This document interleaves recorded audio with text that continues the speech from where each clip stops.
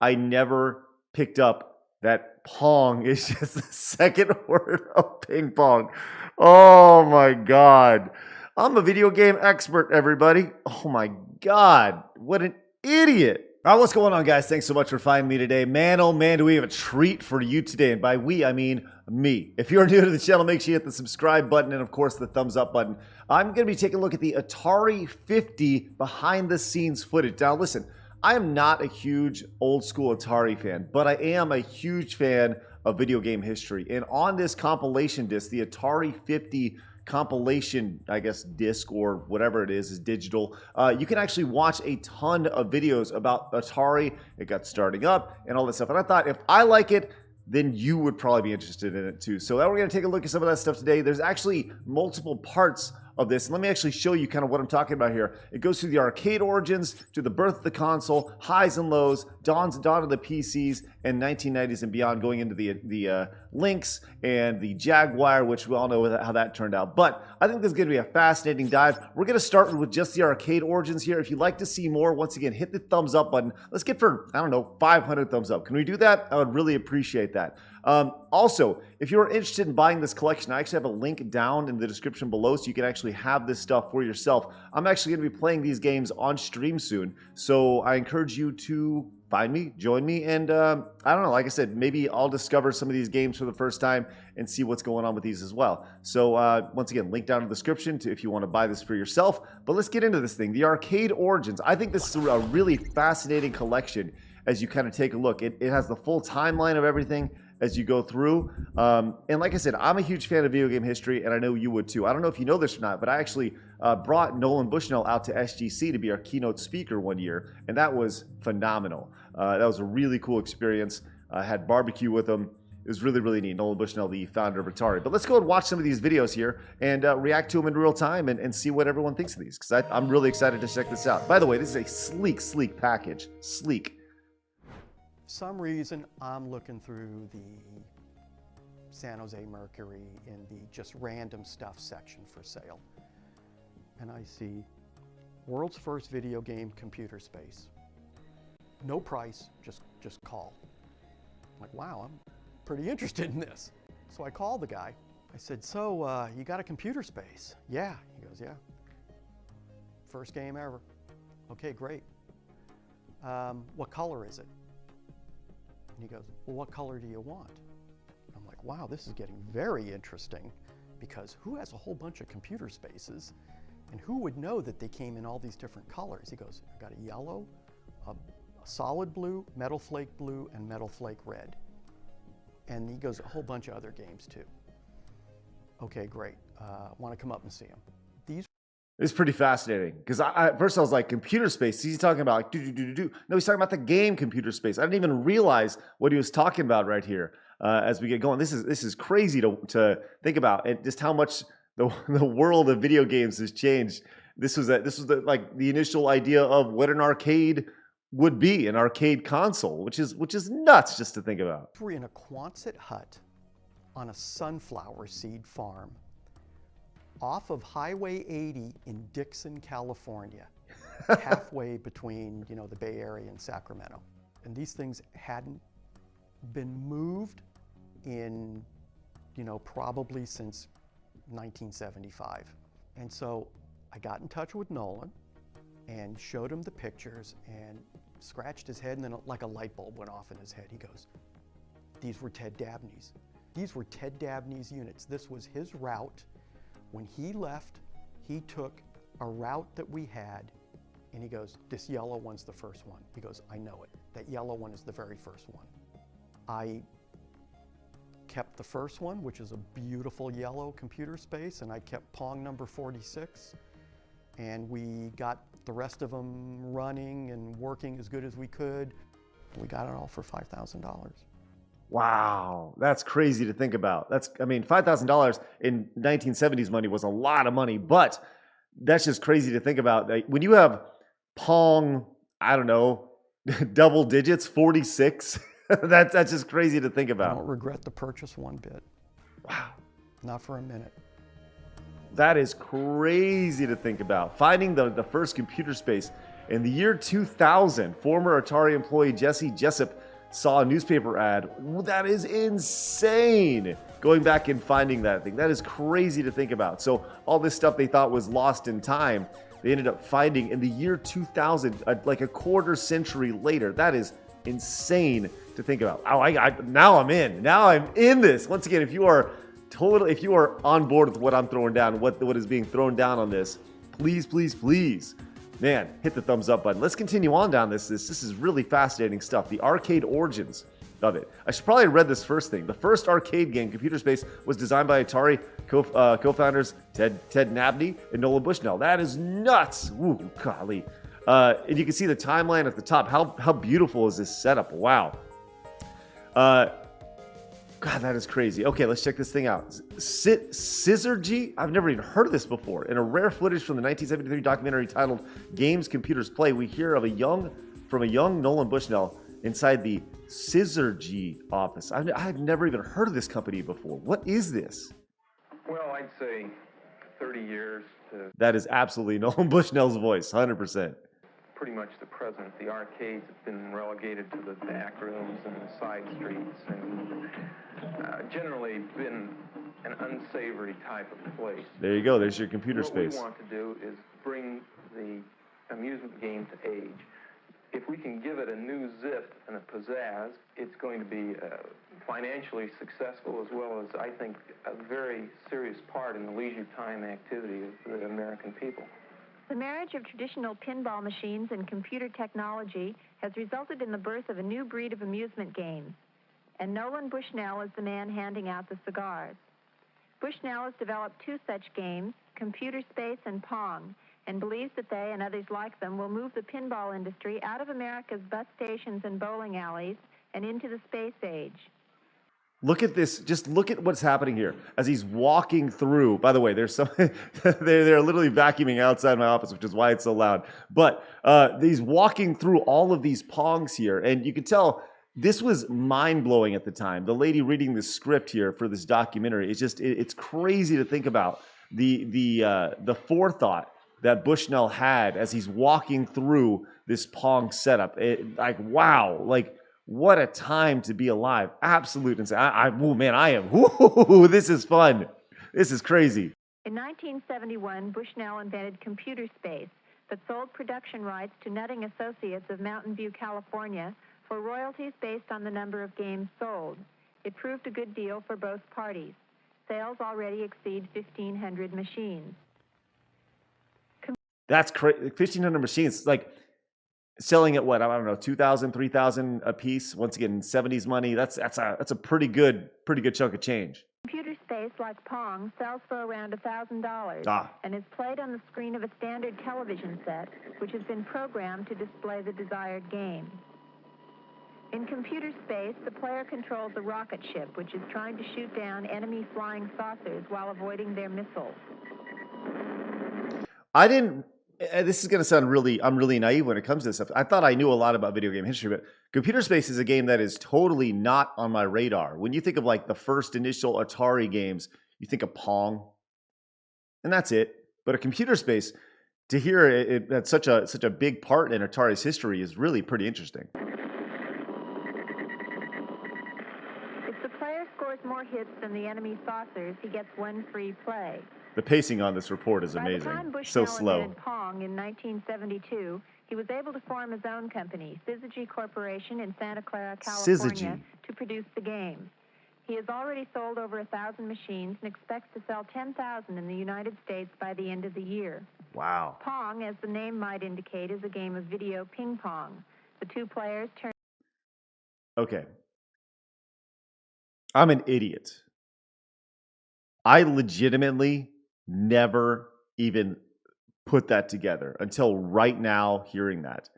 I am oh my gosh, my brain has just been fried by that. How in my 41 years of life I never picked up that Pong is just the second word of ping pong. Oh my God. I'm a video game expert, everybody. Oh my God. What an idiot. God, I'm dumb. dials which control their electronic paddles and volley with an equally electronic ball. Ping pong, pong, ping pong. The first player to score 15 points wins. Nowadays, that'd be While much Bushnell did design lower. and program both his games, the technology he uses dates back to the late 1950s. Thanks to research by the Defense Department in the wake of Ralph Sputnik, Baer. Bushnell is now able to act out his dream of a nation inhabited by thousands of Pong and computer space games. The government spends millions of dollars on this technology, and as a result, now it's cheap enough that we can put it into a game and sell it for 25 cents for a few minutes and make $1 out of it. It's something that the research and development really was done many years ago, and now it's cheap enough that with PC boards and integrated circuits, we can use that technology to our advantage. What's amazing is you look at this and you look at this. Well, there's a few things that I picked up on that. Number one, the idea of selling time, right? The idea of selling time. We're going to sell time for a quarter at a time when you're playing these games. Which really, if you think about how games were made, specifically arcade games, that first 2-3 minutes has to be insatiably good for you to want to continue to put those quarters in. It's got to draw you in. It's got to, because most people, and I've talked about this before, how I would make videos with specifically vaults, top 10s. My whole thought process has always been you put and once again, I've talked about this many times, but you put the title theme music or the first level music in the game, because that's where most people have heard. The idea of putting a level that is really like a level 6 or level 7, just pick any game, whatever. Most people haven't gotten to that level. Only the super advanced players have gotten that level. Most people have heard the very beginning, which kind of goes back to the philosophy that Bushnell had here of like selling just a few minutes of gameplay for a quarter. Then once again, next thing is you look at this circuit board here and what's going on right here compared to like what's going on in my watch here. Like, are you kidding me? The amount of technology in this compared to what you see on your screen right now. I mean, that's just crazy to think about. Insane. The basic electronic unit of Bushnell's games is the integrated circuit. Each of these small chips is capable of storing large amounts of information. The program for a game is determined by specific combinations of these units to form a PC, or printed circuit board. The printed circuit board then tells the TV screen what to do. A single printed circuit board is all that is required to operate Pong, whereas 15 years ago it would have taken enough tubes and wiring to fill an average house. This lady has done an outstanding job of reporting, because I have learned more in this 3.5-minute documentary from 1970 something. I feel like I understand video games way more. I've always just played them. I don't know how to make them, and I think this is fascinating.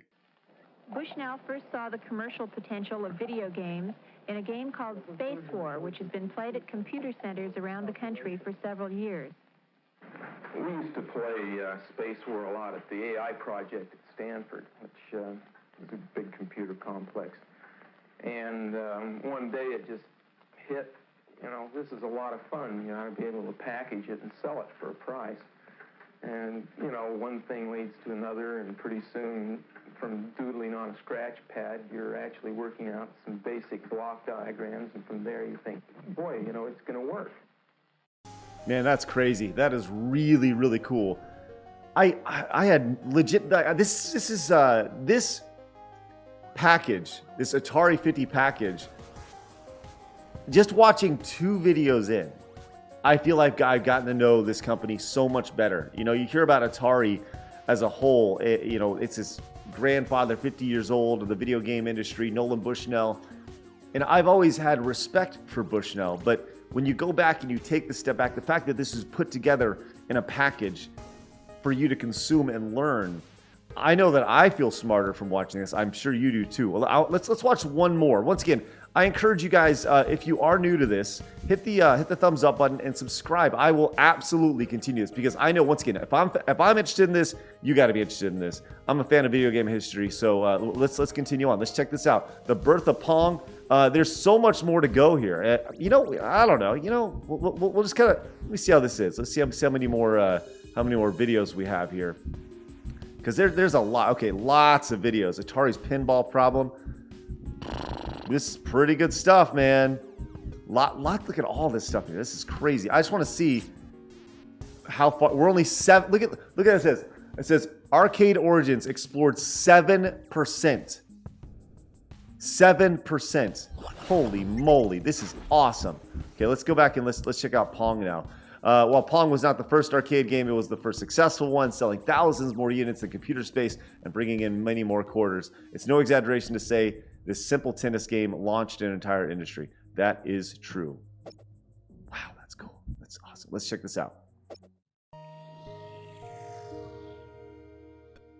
What a great package, man. You know what the Atari motto is? Innovative leisure. Wow. The fact that he has in his name, creator of Pong, Al Alcorn. I hope that Al Alcorn is insanely wealthy. I hope that Nolan Bushnell hooked this dude up. Right? Well, it didn't say innovative arcade games. It didn't say innovative video Caption's games. nice. It said innovative leisure. It was broad from day one. I mean, Nolan always had a consumer game in his mind because that's what he hired me to do. And I wound up doing the wrong thing and making a hit coin-op game, right? When I was at Ampex, I learned how to make sync generators, synchronizing, the basic fundamental circuit necessary to get a TV signal because we had to generate an analog signal. So you do that and you get the ball at one speed and you put paddles up and it's a very, very boring game. And so I added the speed up and I added the angles off of that, just, you know, to make it playable, interesting. And so it started getting a little interesting. That's cute. And Nolan said, well, it's got to have score. We had a pretty good game and hey, great. So what are you going to do for sound? I go, sound? I'm already over budget. What are you gonna do? Nolan said, well, I want the sound of a roar of a crowd of thousands applauding your win. And Ted said, I want boos and hisses. And I'm thinking, how do I do that? Listen, I got video. I got the goddamn game up. Now you want me to do this? I'll be right back. So Like, I got to add sound? Are you kidding me? I got to add sound to this? What are you talking about? This is just nuts. I pissed around for a day and poked around. Sounds that already existed in the vertical sync generator. And gated them out with the 555 timer. I love it. Years later, the sound is so well thought out, so appropriate. It was like, are you kidding me? It was just, you know, just thrown together in spite of what the boss said. Isn't that amazing how you know, some people look at this like it's a masterpiece. So it's like, yeah, I found some stuff that was already there. I didn't, you know, I just threw it in there. And by the way, that's one of the most iconic sounds in video game history, by the way. Boop. So that was how Pong came to be. Wow. That is really cool, man. Look, I am such a dork when it comes to this stuff, and I was a little hesitant. I was like, $40 for Atari50. That's a lot of money. I sure hope I can, you know, I sure hope I'll be able to do something with this. But I just sitting here and scrolling through this, I could not be happier with this. The Legend of the Broken Pong Machine. Okay, I think this is where we're gonna stop. We're already approaching like 20 minutes. That's a pretty long video for me. So let's watch this. But once again, I will absolutely return to this very soon. So hit the subscribe button. I am absolutely fascinated by this. And once again, I will be live streaming these games very soon. So you guys make sure you have your notifications turned on and all that fun stuff. And once again, if you want to pick up this, you can find a link to it down below in the description. I'll probably put it down in the comments as well. You can find it via Amazon. It is a referral link, in Amazon referral link. So I'll make like $1 or $2 if you buy it. So cool. I've always heard this legend. I'm interested to hear from the horse's mouth itself. So everybody's heard the Pong story. Probably everybody's heard the Pong story, but I've heard it many times, and from Al Alcorn himself, who designed Pong. So the story I've heard is that they installed one of the first Pong machines in a tavern and let people play it as a test. Put it out into an arcade and see if it makes money. I mean, that. By the way, these people that they're interviewing, these are video game Hall of Famers. Eugene Jarvis, Hall of Famer. You know, like these people are not just because they were there, but because they're incredibly talented and literally created an industry. Insane. That's the market research. My understanding was Ted built a cabinet, a tabletop, simple cabinet over the weekend. And a coin mech bolted to the side of the cabinet, tabletop type of big thing was sit on a barrel. Placing a interactive video machine somewhere and having people play it was still a relatively new concept. Nobody knew if it was going to go. Oh, what is the name of the bar in Palo Alto? I didn't know that Atari still had a CTO. I mean, Atari is still a company that makes millions of dollars based off every year based off of products like this, playing the nostalgia, and I think that's amazing. Good for Atari. San Jose? No, it was Andy Caps. It was Santa Clara? Sunnyvale. So we'll put it in Andy Caps. You know, it's a coin-op game, be it fragile and humble, and so we did. Well, my memory is that he gets a phone call, the game's busted, which of course is the usual thing you get on a support line. It doesn't work. What is it, and in what way does it not work? Well, it doesn't work. The bar owner or manager at the time kind of yelled at them and like accused them of their game being shoddy because it had already broken down and it was no longer functioning or working. And they get a call, you know, later on that night and like, hey, this fucking thing broke, you know. come and pick up this piece of shit game and get it out of here. You know, this fucking thing broke. You know, I'm not gonna waste my time fixing this crap. But anyway, the machine, we got the word that it stopped working, and I figured it could be anything, and I'd go out there and take a look at it. And so I went to the machine, and the first thing you do is you want to try to play the game, because the machine was on in a tracked mode, so it was working, but you couldn't start a game. I've talked about this before, and I actually mentioned this in a podcast I was on recently, where there's a video I encourage you to go check out. But most people don't know that there is an attract mode in an arcade game, right? Where when you would go, that's what you would always hear as you're walking through the arcade. Its job was to pull you in, to give you a demo, and to draw you in with the sounds. And you think about that, you know, that they did this with Pong back then. The idea of, hey, we want to attract you to play. It wasn't just this static screen of like, well, let's figure it out. But it was showing you what was going on. And it's such a basic psychology of look, this is what you could be doing right now for a quarter for the next 2 to 3 minutes, which is really, really, you know, pretty fascinating to think about. All these like tiny little things that made very big impacts on the video game industry, arcade culture, and now today with free-to-play games, you know, this idea of attracting you in, the psychology of it, it's crazy. So you open up the coin box to basically flip the micro switch to give yourself a free game, because I'm not going to waste a quarter, you know. And so they went down to see what's wrong with the machine to fix it, and what they found out was that it wasn't broken. It was just that so many people had played it, they'd filled the coin box with quarters, and it was jammed, and it couldn't take any more. So many people had played it that it couldn't accept any more money. The game is broken because it's stuffed so full of quarters. Completely stuffed with quarters. And it was a small, I remember it was kind of small, if I remember, it was a small space. It just filled up with the quarters, and it wouldn't take it. When I opened up the coin mech, you know, all these quarters just gushed out. So, whoa, that's impressive. That's really cool to think about. And the fact that he was there as the one who opened it up, and now it's become this lore of video games. It's amazing to think about. Like, this is straight from the horse's mouth. Now, my only question with all this is, how big was the coin box? You know, if it was a tiny little box, that's one thing. If it was like, you know, I think of traditional arcade, you know, I got like my NBA Jam back here. This is an arcade one up, but in the actual arcades, you know, they had pretty deep coin boxes. I don't think they clearly thought that far in advance, but I wondered how much it actually, was it $5 in quarters? Was it $20 in quarters? I'm just curious. Equivalent of like crashing a server. When you launch a new website and it's so popular. So they crashed the server on Pong. And one of the other reasons it was also so popular is because you could play it with one hand while you're still holding a pint in your other hand. And that also was one of those things that, you know, eventually many, many years later led to the rise of the fun barcades that we have, you know, and we can enjoy now. As Al will always say with a little, you know, twinkle in his eye, he goes, "This is a problem I can fix." Basically, the way it worked was you take the money, the deal you have, and you split the take with the owner of the bar. And so I did that, and I had this sack of quarters, and the next day I come into work and I said, I got the machine fixed, and here's the problem. Goddamn thing's making too much money. And Nolan, really? But it was one of those great moments where something that supposedly was failing was actually such a huge success that no one could recognize. It was truly the ugly duckling version of technology.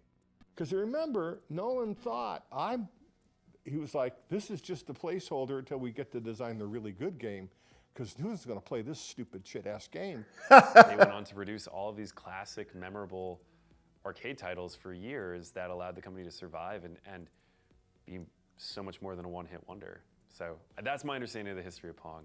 It's a great story if it's true. When a story is good, you know there's some doubt about it. Like, oh, that's too good to be really true. It's probably a boring version of it that's actually true. You know, it sounds realistic to me. You know, I mean, I've kind of seen that happen in my own. And when you do get a really great game, the coins will just overflow, and you know, it's kind of a cool feeling. Kinda, you're right. Amazing. Anyway, that's how that all happened. Yeah. What an amazing idea of, like, your biggest problem is making sure that you need to make a bigger coin box for your video game because it's taking so much money. All right, I'm having so much fun with this. Once again, I'm going to come back to this. Please come back and subscribe. I think I may just do a new video every day this week. And so tomorrow I'm going to do a new one, and I'm just going to continue all these down. And then maybe once we're all done, I don't know, we'll see. But hit the subscribe button if you're new to the channel. Hit the thumbs up button. Let's go for that 500. If you want to buy this, I fully encourage you to. You can down on Amazon. Once again, link in the description as well as the comment section. So super fun. I mean, my mind is absolutely blown from this. So guys, appreciate it. I'll see you guys tomorrow for another episode. And if you guys do enjoy video game culture, video game history, this is a great place to be. Appreciate you guys.